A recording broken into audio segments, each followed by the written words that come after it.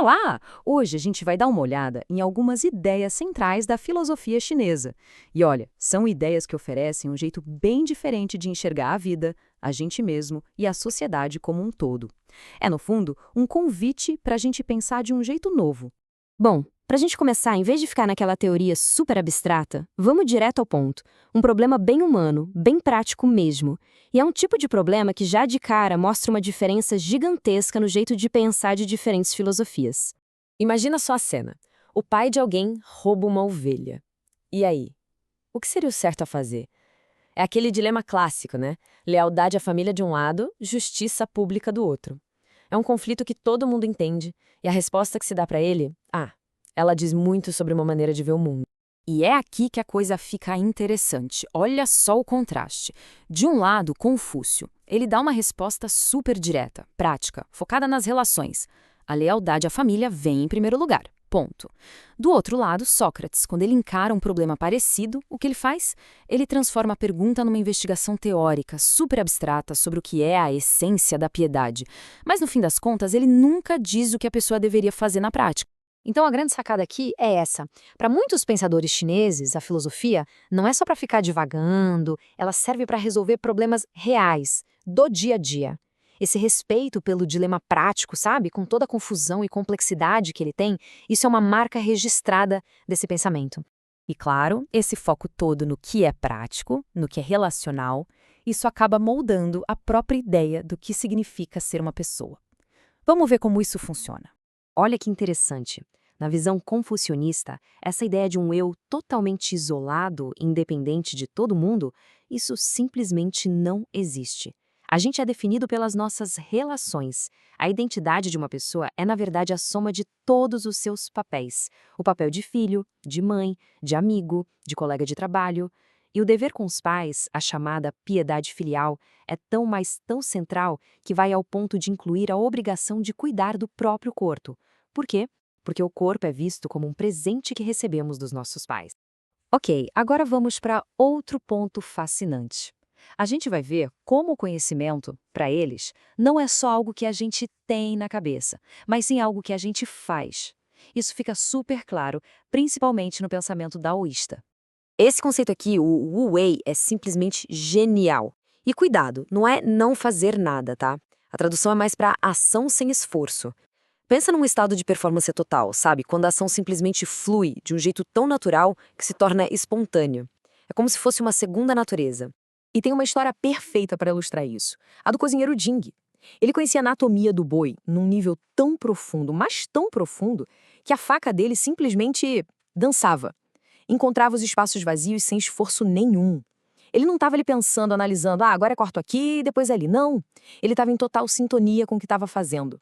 A habilidade dele virou uma espécie de conhecimento intuitivo, quase espiritual, que vai muito além do simples pensamento racional. E essa outra história, a do fabricante de rodas, só reforça essa mesma ideia. O conhecimento mais profundo é aquele que está no corpo, é prático, é o famoso saber como fazer, que nem sempre dá para explicar em palavras ou numa teoria. É aquele tipo de coisa que se sente na mão e se entende na mente, mas só com muita, muita prática. Ok, então a gente já viu a ideia de pessoa, já viu a ideia de ação, mas e a sociedade como um todo? Como é que esses pensamentos se aplicam na hora de construir uma comunidade em harmonia?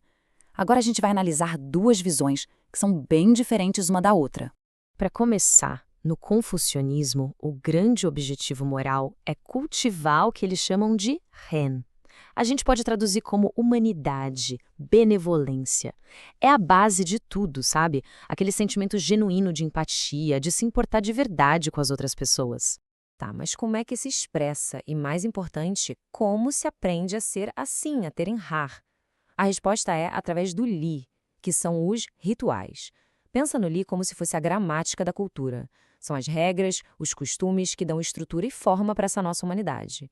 São as práticas do dia a dia que ensinam a gente a ser respeitoso, atencioso e a viver bem em comunidade. Agora, do outro lado da moeda, a gente tem a escola legalista. A proposta deles é bem diferente. O Fá, ou seja, a lei, em vez de focar na virtude que vem de dentro de cada um, os legalistas acreditavam em criar ordem através de regras externas, padrões claros, imparciais, que valem para todo mundo, sem exceção. E aqui a gente vê a grande divisão. De um lado, os confucionistas, que acreditam que uma boa sociedade se constrói de dentro para fora. Você cultiva o caráter das pessoas e a ordem vem como consequência. Já os legalistas pensam o contrário. Tem que ser de fora para dentro. A lógica deles é: não dá para contar com a bondade das pessoas.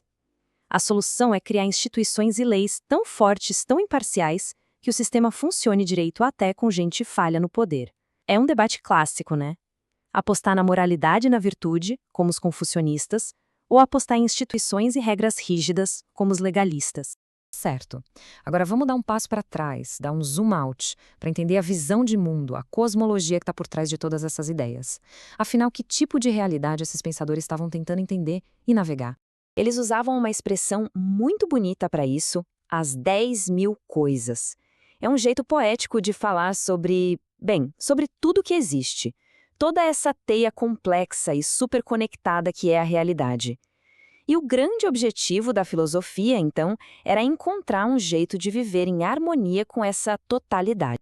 E uma das ferramentas para entender esses processos é o conceito das 5 fases, ou o Shin. O ponto mais importante aqui é o seguinte: não é para a gente pensar nisso como elementos parados, estáticos, tipo terra, água, fogo e ar da filosofia grega. Não. Pensa neles como processos dinâmicos que estão sempre interagindo. A madeira alimenta o fogo quando queima cria a terra, as cinzas, da terra se extrai o metal e por aí vai. É quase como um mapa dos ciclos e das relações que governam tudo, não só a natureza, mas que eles aplicavam também à saúde, à política, à sociedade. E no coração de tudo isso está o famoso Yin e Yang. E olha, é super importante entender, isso não é uma luta do bem contra o mal, ok? É o princípio do equilíbrio dinâmico. A noite precisa do dia, a inspiração precisa da expiração. Um não existe sem o outro. Eles são, na verdade, os ritmos fundamentais do universo, essa dança constante de opostos complementares. Então, se a gente pudesse resumir, a grande lição aqui é que o foco não é encontrar uma verdade abstrata que nunca muda. O foco é aprender a navegar com habilidade uma realidade que é, por natureza, dinâmica, cheia de relações e onde tudo está interligado. E tudo isso deixa a gente com uma pergunta no ar para pensar, né? No mundo que muitas vezes é tão governado por regras abstratas, por princípios universais, será que a gente não acabou deixando de lado a sabedoria que vem da prática, a importância das nossas relações, a arte de encontrar equilíbrio num mundo que não para de mudar? Fica a reflexão. O que essa sabedoria tão antiga ainda pode ensinar para a gente hoje?